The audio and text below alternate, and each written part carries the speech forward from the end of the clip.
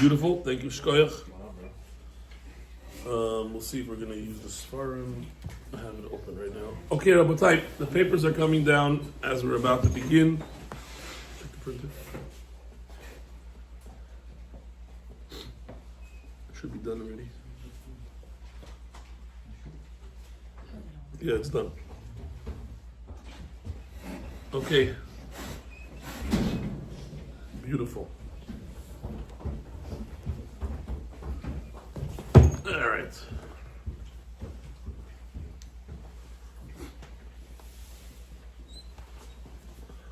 Nope. Yep. Keep out there, everybody. My purpose doesn't use. Okay, Rabotai, we are ready. I want to first dedicate the shiur for the continual refuah shlema for Rabbi Michael Noach ben Katrina Leah. Shem shegin refuah shlema karov mamash. Also for Klal Yisrael, we should hear great news. We should only besorot tovot. Rabotai, this week's Parshat Terumah. Zera Shimshon has a beautiful. A lot of us heard some of this stuff, but we've heard bits and pieces. We never really heard the whole thing. You hear your Rebbeim always quote a Chazal saying something, part of it, the whole story we never hear. Today we're going to hear is the first Derush on the Parshat. Let's begin. What did we end off with last week? Parshat Mishpatim. Parshas Mishpatim, we ended off that Moshe Rabbeinu goes to the mountain. Alei Elai Hahara, go up there. I'm going to give you the Luchot, I'm going to give you the Torah, the Mitzvot, what I've written. And he went up there 40 days and 40 nights. He waited there 7 days till he got up there. Vayim Moshe Bahar, Arba'im Yom, Arba'im Laila. Right? It's really Parshat. So, it ends off with Moshe Rabbeinu going up to get the Torah. What does the next pasuk begin with? Literally, the next pasuk says, V'yikhu li terumah, take terumah. Let's look inside on the paper. Midrash Rabbah. The Midrash Rabbah, on this parsha, on the pasuk, Midrash Rabbah says, V'yikhu li terumah, Hadu dichtiv. That's why the pasuk says, Torah tziva lanu Moshe. Torah that Moshe commanded us. Morasha kilat Yaakov. Derush Rav Simlai. Rav Simlai made a drasha. Taryag mitzvahs nitnu li Yisrael. 630 mitzvot were given to Klal Yisrael. Keminyan Torah, like the number, the numerical value of the word Torah. Let's do that. Taf, 400, Reish, 200, that's 6. Vav and Hey, 11, 611. Yeah. You said Taryag mitzvot, like the minyan of the Torah, the word Torah. Okay, move a little further. Ushtayim Heichanhem, where are the other two that are missing? Oh, Ella Anochi, the first of the Aser Divrot, Velo Yelecha, and the second was said by the mouth of Hashem. Mepia Gevura Shemanu. We heard it from Hashem directly. He's quoting Gemara in Sanhedrin, and V'Tarya and the 611 Amaram Moshe Kiminyan Torah. So Moshe Rabbeinu taught us the Torah. Torah is 611. He literally taught us 611 mitzvot. The other two were mentioned by Hashem himself. Okay? The rest of that pasuk, Torah tziva lanu Moshe. I get you. Torah is 611. Tarya mitzvot Moshe taught us. Torah tziva lanu Moshe. Very good. The next part, Morasha. What does that mean? It comes from the word Yerusha. Morasha could either mean our heritage, something verb, or Yerusha, something passive, inheritance. Most Chazal will tell you it's both. It's a heritage of ours. We have Mesorah, Morasha, and it's a Yerusha inheritance. Today we're going to see what that actually means. Today we're going to understand what the connection is, Torah Tzivah Lanu Moshe, and what it has to do with Terumah, and why we're using the word Terumah. We're going to see all that now. It's beautiful. And let's begin. What is Morasha? Al Tikre Morasha, says this Chazal, the Midrash Rabbah. Don't call it Morasha. Ella Yerusha Hila Yisrael Olam. Forever Jews will have an inheritance, the Yerusha. Whoa. So the Chazal is already playing with the word Morasha, Yerusha. Why we gotta mess with these words? Why we have to change them around? Ad Kad Leshono. This is the end of the quote. Vehu Tamua, it's baffling. Dema Inyan Pasuk Torah Tziva Lanu Moshe.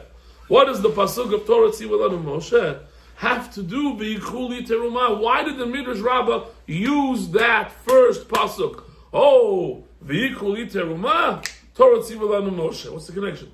Yichuli Terumah means simply they take for me a donation. What do you mean take for me? I didn't give you your money for you to keep. I gave you your money for you to use your money wisely. I gave you money to give out. Someone who says, I already gave, shoteh, you're not going to get money. Your bracha you're diminishing your bracha. I gave. Doesn't mean I gave.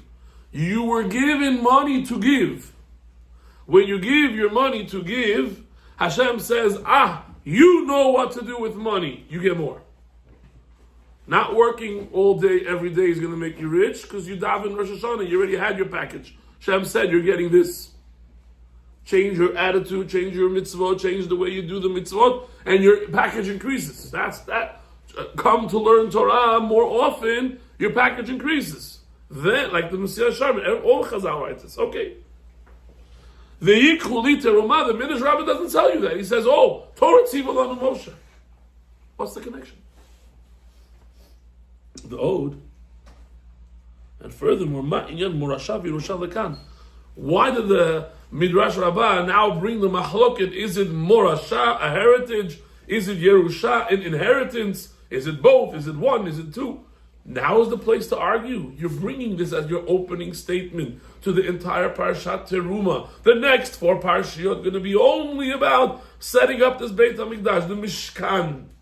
And this is your opening statement. The Midrash Rabbah says, Torah Tziva Lanu, and we have this argument whether it's Morasha or Yerusha. How do you understand this?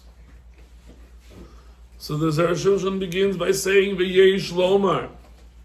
Here's your answer. The Ita of Midrash Rabbah al Pasuk Shira in the Shira Shirim Mishakeni Mineshikot. So we know Shira Shirim was written in a very interesting way. Because Baruch Hu wanted a person, Dibra Torah Kalashim B'nei Adam, the Shira Shirim is mamish. He wanted you to understand the love that Hashem has towards the Jewish people, even after they sin. He compared, the Shira Shirim compares as if a person lost his first wife. And it's never going to be the same. It's Klal Yisrael always wants this one back. In Shir Hashirim, the words Yishakeni Mineshikot Pihu. Hashem sometimes will kiss. For example, when Moshe Rabbeinu dies, it's like a kiss. Takes away, and the Gemara explains what does that mean, like a kiss.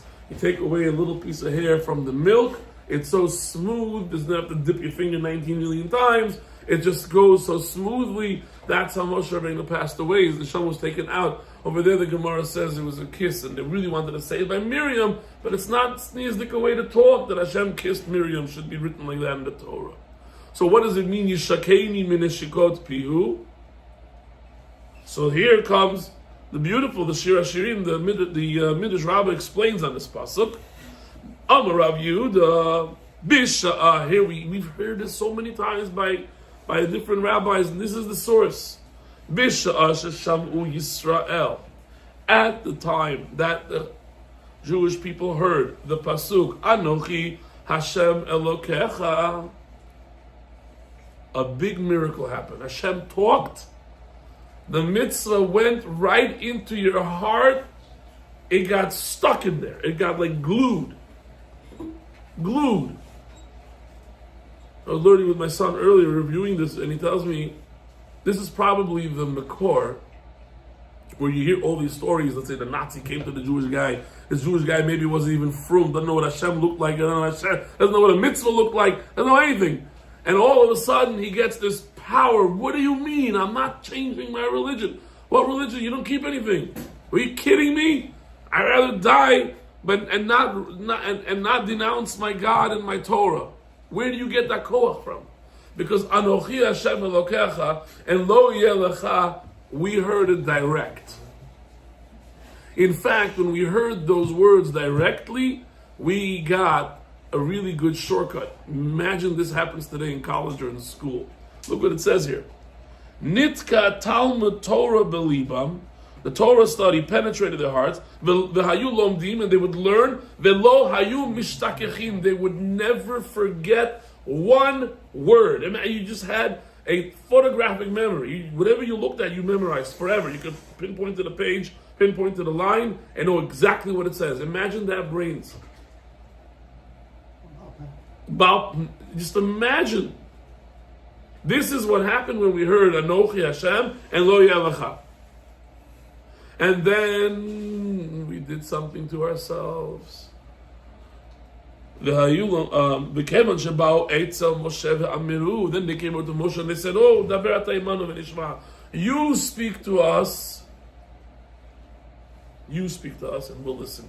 We're afraid we're going to die." And right at that point, Chaziru liyot lomdim v'shokim. They went back to regular people, where you learn and you're going to forget. You learn, you're going to forget. Why that happens is very simple. The end of the Zera Shimshon we'll talk about. And he's going to say that the toiling and putting effort is extremely important. We're going to see how that's really the mitzvah. We'll see at the end, and his blessing and his brachot on it. But first, just to get the basics here. Yishakeni minashakot pihu, kisses of the mouth. Says the Zera Shimshon, that pasuk is referring to the following story. That Moshe, when Hashem spoke from his mouth, it was such a kiss. It went in. Whatever you heard, if we heard all 613, it would have been total Bakiyim and Halacha. Everybody would know it forever, never forget. We wouldn't need nobody's Svarim, everything you've memorized. Then we said that Ber'ata Imanu V'nishma'a. We can't listen to it. Hashem, Moshe Rabbeinu, you talked to us. And it went back to regular. Okay. Problem is, this is a beautiful midrash. We got a problem. Like I told you last year already, from the quote of the Zera Shimshon, midrash, Talmud, Zohar is one. They were written at the same time. They're the same people, same rabbis, they're same characters. Whatever he says here, it's quoted part of it here, quoted part of it there, quoted part of it there. And if you know the three, or you get chesed like the Zera Shimshon did, and he says, hold everything. There's a Gemara in Eruvin. The Gemara in Eruvin, I have it on the table here, Perek Chamishi, the whole beginning of Perek Chamishi. Interesting stuff.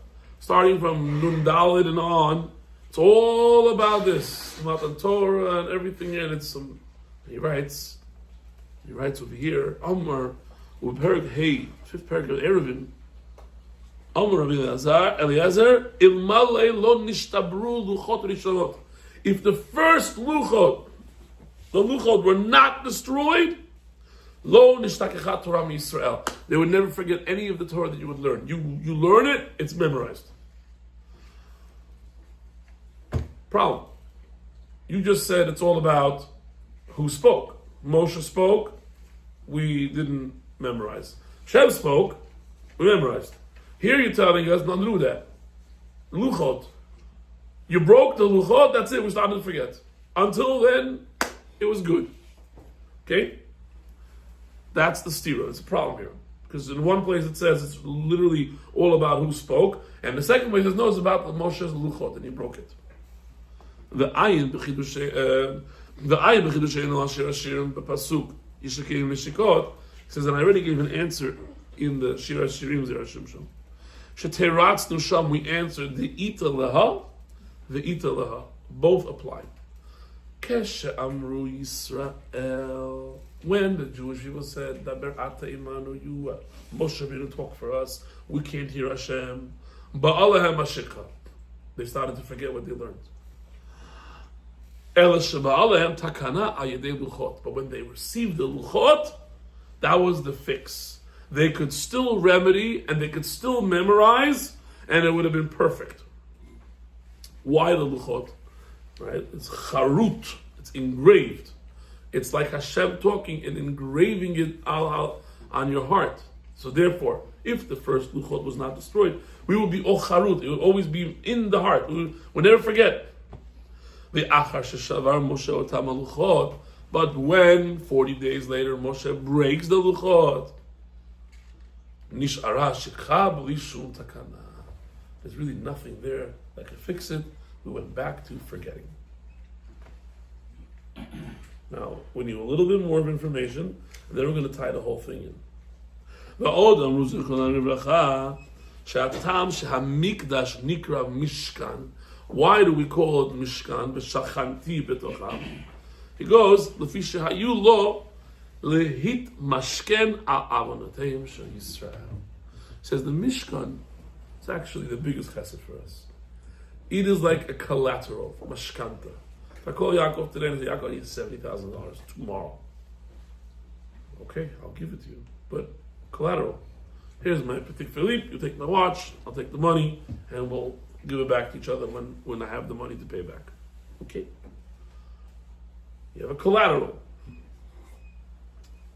Instead of chas v'sholom, us getting punished and being killed out, there's a mashkanta, there's a collateral. Mashkan. It's the Mishkan.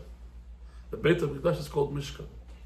It is the mashkanta. It is there as collateral. We're going to sin.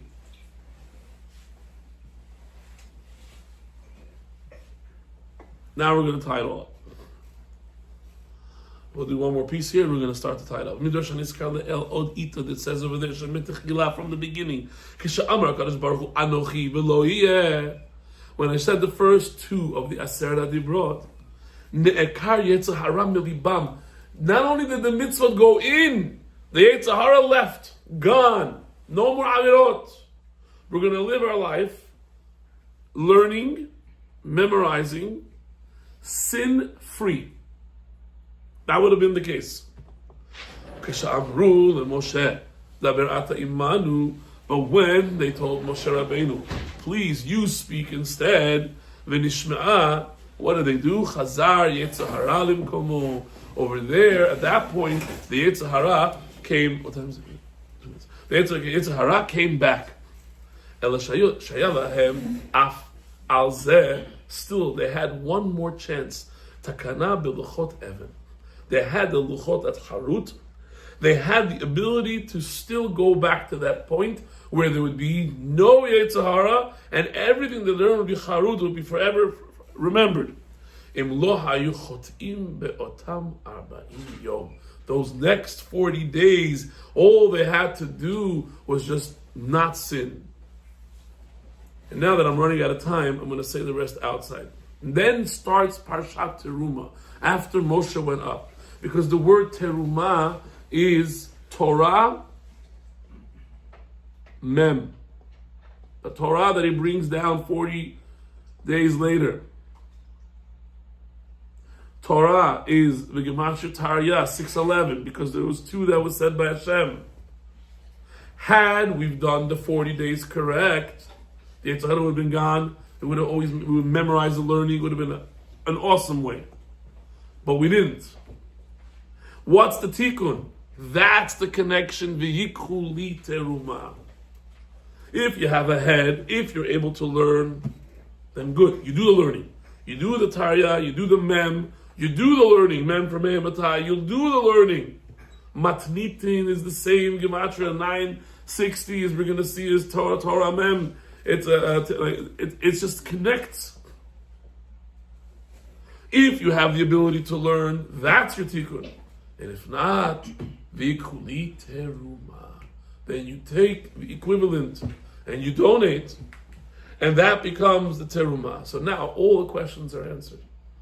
If you want to know why it says Torah tziva lanu Moshe morasha kilat Yaakov as the opening statement in the Midrash, now you understand it. V'ikuli teruma is precisely connected to Torah tziva lanu Moshe. And if you can't do Torah Mem, you can't learn, then you do the V'yikuli, and then you'll still be part of the Morasha Kilat Yaakov. Understand? That's the Zera Shimshon's first Derush on the Parshat. He tells you precisely the Midrash Rabbah is exact. Torah Tzivalah and Moshe is exact. And Yishakei V'Shekot Piu is exact. And it goes together. If Hashem would have said all of it, it would have gone into the heart. Okay, we couldn't hear it. So then your next level was keep that luchot going. We broke that. It's all an image for us to understand that even without, you can't do the learning, even you don't have it, you can still do the v'yikuli terumah. Either way will bring you to it. Obviously, the best way is to learn. When you, like we said in the beginning, you're a person that learns, the more you increase your learning, the more your business will flourish. It's the opposite of what the logic is. Because everything comes to Rosh Hashanah. You said you're going to do better, you're going to do good, you get a package. Not add more hours in the office, it's more hours in the Torah. You do that. Why does that work? Because you're tapping into the real tikkun, which is to learn. The Torah, the Terumah is Torah Mem. You can't, then you can do the v'yikuli. Thank you all for listening.